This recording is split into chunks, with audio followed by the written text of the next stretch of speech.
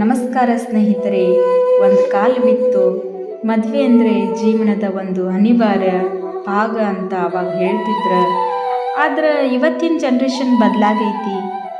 ಇಂದಿನ ಯುವತಿಯರಲ್ಲಿ ಹೆಚ್ಚಿನವರು ಮದುವೆ ಅಂದರೆ ಸಾಕು 10 ಅಡಿ ದೂರ ಓಡ್ತಾರೆ ಅಥವಾ ಮದುವೆಯನ್ನು ಮುಂದೂಡುತ್ತಲೇ ಇರುತ್ತಾರೆ. ಮದುವೆ ಪೂರ್ವ ಈ ಭಯವೇಕೆ?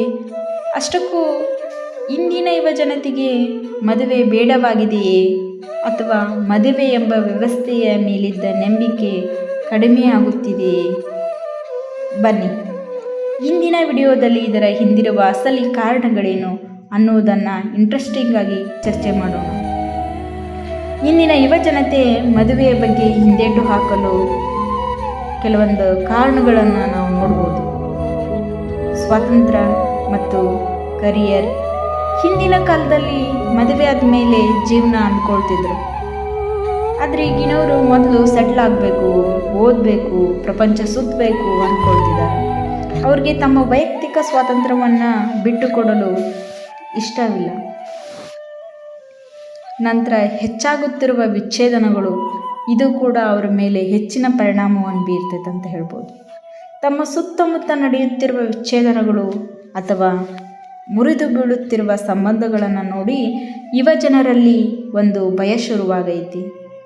ಮದುವೆಯಾಗಿ ಕಿರಿಕಿರಿ ಅನುಭವಿಸೋದಕ್ಕಿಂತ ಒಂಟಿಯಾಗಿರುವುದೇ ಲೇಸಿ ಎಂಬ ಮನೋಭಾವ ಬೆಳೆಯಕತ್ತೈತಿ. ಹಾಗೆ ಆರ್ಥಿಕ ಹೊರೆನೂ ಕೂಡ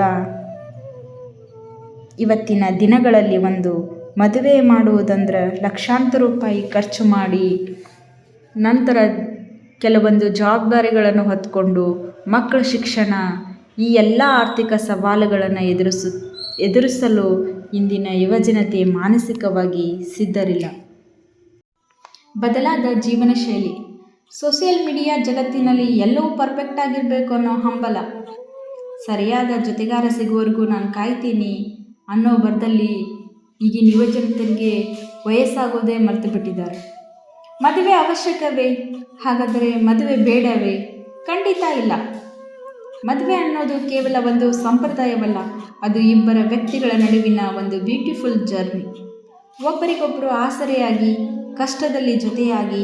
ಮನುಷ್ಯನಿಗೆ ಅತಿ ಮುಖ್ಯ ಅಂದ್ರೆ ಇಂದಿನ ಕಾಲದಲ್ಲಿ ಒತ್ತಾಯಕ್ಕೆ ಮದುವೆ ಆಗುವ ಬದಲು ಪರಸ್ಪರ ಅರ್ಥ ಮಾಡಿಕೊಂಡು ವ್ಯಕ್ತಿ ಸಿಕ್ಕಾಗ ಮದುವೆ ಆಗ್ತೇನೆ, ಅದು ಸೂಕ್ತ ಅಂತ ಹೆಚ್ಚಿನವರ ಅಭಿಪ್ರಾಯ.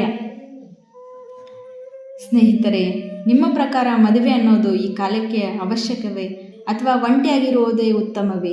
ನಿಮ್ಮ ಅನಿಸಿಕೆಗಳನ್ನು ಈ ಕೆಳಗಿನ ಕಮೆಂಟ್ ಬಾಕ್ಸ್ನಲ್ಲಿ ತಪ್ಪದೇ ತಿಳಿಸಿ. ವಿಡಿಯೋ ಇಷ್ಟವಾದರೆ ಲೈಕ್ ಮಾಡಿ ಮತ್ತು ನಿಮ್ಮ ಸ್ನೇಹಿತರೊಂದಿಗೆ ಶೇರ್ ಮಾಡಿ.